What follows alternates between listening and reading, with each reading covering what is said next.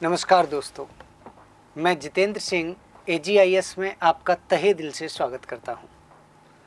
आज हम मगध के एक विशाल साम्राज्य और एक महान वंश मौर्य वंश की बात करने के लिए जा रहे हैं। जैसा कि आप सभी जानते होंगे कि मौर्य वंश का संस्थापक चंद्रगुप्त मौर्य था और चंद्रगुप्त मौर्य ने मगध में पहली केंद्रीकृत व्यवस्था को अपनाया था। आइए तो सबसे पहले हम चंद्रगुप्त मौर्य के बारे में जानेंगे। ये संस्थापक था मौर्य वंश का। चंद्रगुप्त मौर्य को हम 6 पार्ट में डिवाइड करके पढ़ेंगे। सबसे पहले हम ये पढ़ेंगे कि चंद्रगुप्त मौर्य जो था उसके एविडेंस क्या हैं, कहाँ से उसकी जानकारी हमें मिलती है, सबूत क्या हैं, साक्ष्य क्या हैं। साक्ष्यों को पढ़ने के बाद आखिर उसने पहली केंद्रीकृत व्यवस्था अपनाई तो उसके क्या प्रमाण हैं। तीसरे पार्ट में हम उसकी उपाधियों को डिस्कस करेंगे कि विदेशियों से लेकर और देसी राजाओं तक उसे किस किस नाम से पुकारा जाता है। इसके बाद 304 या 305 ईसा पूर्व में होने वाले सेल्यूकस निकेटर और चंद्रगुप्त मौर्य के युद्ध को डिस्कस करेंगे। इसी के समय पर प्रथम जैन संगति का आयोजन हुआ और जैन संगति के बाद में विशेष प्रकार की मृत्यु जो सबसे अलग थी, चंद्रगुप्त मौर्य के प्राण त्याग की बात करेंगे। तो आइए समय को बर्बाद न करते हुए हम अपने टॉपिक की तरफ चलते हैं। सबसे पहले हम डिस्कस करते हैं कि चंद्रगुप्त मौर्य जो था उसके साक्ष्य क्या हैं, क्या सबूत हैं। चंद्रगुप्त मौर्य के साक्ष्यों की बात करें तो उसमें 3 किताबें प्रमुख हैं। इसमें पहली किताब है मुद्रा राक्षस, दूसरी है अर्थशास्त्र और तीसरी किताब है इंडिका। एक इंस्क्रिप्शन अभिलेख भी है जो चंद्रगुप्त मौर्य की जानकारी देता है, जिसे जूनागढ़ अभिलेख के नाम से जाना जाता है। पहली जो किताब मुद्रा राक्षस है वो विशाख दत्त नाम के एक लेखक द्वारा लिखी गई है और मुद्रा राक्षस किताब में नंद वंश के पतन और मौर्य वंश की शुरुआत की कहानी है। तो आखिर मगध में मौर्य वंश कैसे आया, नंद वंश का पतन कैसे हुआ, कैसे चाणक्य ने चंद्रगुप्त मौर्य की सहायता करके घनानंद को गद्दी से हटाकर और चंद्रगुप्त मौर्य को मगध की गद्दी पर बिठाया, ये सारी कहानी हमें देखने को मिलती है, पढ़ने को मिलती है मुद्रा राक्षस नाम की किताब में। और ये मौर्य वंश का पहला साक्ष्य माना जाता है क्योंकि शुरुआती साक्ष्य। इसके बाद अगर हम बात करें तो अर्थशास्त्र की चाणक्य ने लिखा है। ये किताब राजनीति से संबंधित है, जबकि नाम से ऐसा लगता है कि ये इकोनॉमिक्स की बुक होगी, ऐसा नहीं है। और ये काफ़ी सटीक प्रमाण भी माना जाता है उस समय का। इसके बाद इंडिका नाम की किताब है जिसे मेगास्थनीज ने लिखा है। ये फर्स्ट फॉरेन एम्बेसडर था जो इंडिया में आया, पहला विदेशी राजदूत जो बेबीलोन के शासक सेल्यूकस निकेटर के यहाँ से भारत आया। तो इस तरीके से हमने एविडेंस की बात की। एविडेंस के बाद, साक्ष्य के बाद हम चलते हैं पहली केंद्रीकृत व्यवस्था की ओर। चंद्रगुप्त मौर्य का साम्राज्य पहला केंद्रीकृत साम्राज्य था। इसका प्रमाण हमें सौराष्ट्र काठियावाड़ क्षेत्र से भी मिलता है। सौराष्ट्र में जूनागढ़ में एक अभिलेख है जिसे जूनागढ़ अभिलेख के नाम से जाना जाता है और यहीं पर चंद्रगुप्त मौर्य ने अपने गवर्नर, जो उस समय चंद्रगुप्त मौर्य के समय पर सौराष्ट्र का गवर्नर था, पुष्यगुप्त उसका नाम था, तो पुष्यगुप्त को आदेश देकर वहाँ एक सुदर्शन झील का निर्माण कराया था। बाद में शक वंश के राजाओं द्वारा इसी झील के किनारे जूनागढ़ में एक अभिलेख लगाया गया। उस अभिलेख पर ये प्रमाण हमें मिलता है, जो साक्ष्य में भी हमने डिस्कस किया था कि जूनागढ़ इंस्क्रिप्शन जो है वो मौर्य डायनेस्टी का महत्वपूर्ण स्रोत है। तो इस तरीके से केंद्रीकृत व्यवस्था थी जो राज्यों में बटी हुई थी।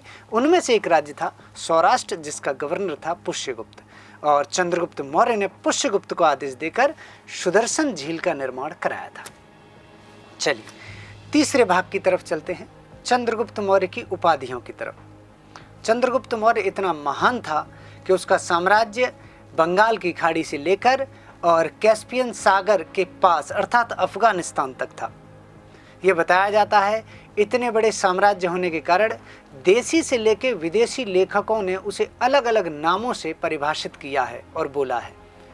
इसमें विदेशी लेखकों ने उसे टाइटल दिए हैं सेंड्रोकोट्स और एंड्रोकोट्स के, जिसमें एक टाइटल पाटलिपुत्रक भी है जो किसी विदेशी लेखक द्वारा ही दिया गया है और ये बताया जाता है कि वो स्ट्रैबो ने दिया है। इसके अलावा उसे भारत का मुक्तिदाता भी कहा जाता है, लिबरेटर ऑफ इंडिया। ठीक है, तो ये रहे चंद्रगुप्त मौर्य की उपाधियाँ, जो महत्वपूर्ण उपाधियाँ हैं। वैसे उसकी कई और भी उपाधियाँ हैं। तो उपाधियाँ, पहली केंद्रीकृत अवस्था और एविडेंस, 3 पार्ट हमने कंप्लीट किए हैं। बात है चौथे पार्ट की, 304 ईसा पूर्व में। कहीं कहीं किताबों में 305 से 303 ईसा पूर्व लिखा है, तो हम अनुमान लगा लेते हैं कि ये युद्ध 304 ईसा पूर्व या बीसी में हुआ होगा। 304 बीसी में होने वाला ये युद्ध सेल्यूकस निकेटर और चंद्रगुप्त मौर्य के बीच में हुआ था। सेल्यूकस निकेटर बेबीलोन का शासक था और वो एक बड़ी सेना लेकर उसने चंद्रगुप्त मौर्य पर आक्रमण किया था। सेल्यूकस निकेटर अपने स्वामी, अपने शासक, अपने राजा अलेक्जेंडर द ग्रेट की अधूरी इच्छा को पूरी करना चाहता था। इसीलिए उसने मगध पर एक भारी भरकम लश्कर लेकर आक्रमण किया। लेकिन चंद्रगुप्त मौर्य की सेना भी 6 लाख के आसपास बताई जाती है और उस युद्ध में चंद्रगुप्त मौर्य ने सेल्यूकस निकेटर को हराया ही नहीं, बल्कि उससे एक भारी भरकम जुर्माना भी लिया। ये बताया जाता है काबुल, कांधार, हेरात और मकरान जैसे क्षेत्र, जो आज पूरा पाकिस्तान और पूरा अफगानिस्तान है, हेरात और मकरान के तौर पर पूरा पाकिस्तान और काबुल और कांधार के तौर पर अफगानिस्तान उसने अपने साम्राज्य में मिला लिया। ये बताया जाता है कि इस युद्ध में सेल्यूकस निकेटर ने एक राजदूत मेगस्थनीज, जिसका नाम था, फर्स्ट फॉरेन एम्बेसडर इंडिया भेजा था और वो चंद्रगुप्त मौर्य के दरबार में रहा। उसने वहाँ रहकर इंडिका नामक किताब लिखी। इंडिका नामक किताब में इस मेगस्थनीज ने चंद्रगुप्त मौर्य की बहुत तारीफ की है और मौर्य वंश को बहुत ही महान, एकदम एक तरह से दैवीय वंश बताया। इससे ये प्रमाणित होता है कि जो मेगस्थनीज था वो पूरी तरीके से सही तो नहीं था। उसकी किताब में जरूर कुछ न कुछ झोल है, या वो एक अंधभक्त या फिर एक चापलूस प्रवृत्ति का व्यक्ति था जो चंद्रगुप्त मौर्य की बहुत अधिक तारीफ कर गया। जबकि चाणक्य जो है उनकी जो किताब है अर्थशास्त्र, उसे सटीक एविडेंस माना जाता है। इस युद्ध में ऐसा बताया जाता है कि सेल्यूकस निकेटर की बेटी हेलेना, जिसे कार्नेलिया भी कहते थे, इसका विवाह चंद्रगुप्त मौर्य से हुआ था। पहला विदेशी राजा जो विदेशी दुल्हनिया को भारत लेकर आया वो चंद्रगुप्त मौर्य था। उसने ग्रीक साम्राज्य या फिर बेबीलोन से अपना रिश्ता जोड़ा।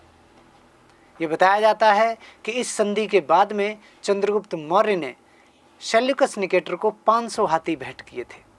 तो ये 304 बीसी का सेल्यूकस निकेटर और चंद्रगुप्त मौर्य का युद्ध था। इसके बाद में चंद्रगुप्त मौर्य के बारे में जो अगला टॉपिक है वो हम जैन संगति के बारे में डिस्कस करेंगे। चंद्रगुप्त मौर्य जैन धर्म का पोषक था, जैन धर्म का अनुयायी था और उसके राजकीय गुरु जो थे उनका नाम स्थूलभद्र था। ये बताया जाता है कि स्थूलभद्र के नेतृत्व में पाटलिपुत्र में 300 बीसी में, 300 बीसी में या 300 ईसा पूर्व में फर्स्ट जैन काउंसिल या प्रथम जैन संगति का आयोजन भारत के पाटलिपुत्र में कराया गया था। इस जैन संगति में स्थूलभद्र को अध्यक्ष बनाया गया था और भद्रबाहु श्रवणबेलगोला मैसूर से लौटकर यहाँ उपस्थित हुए थे।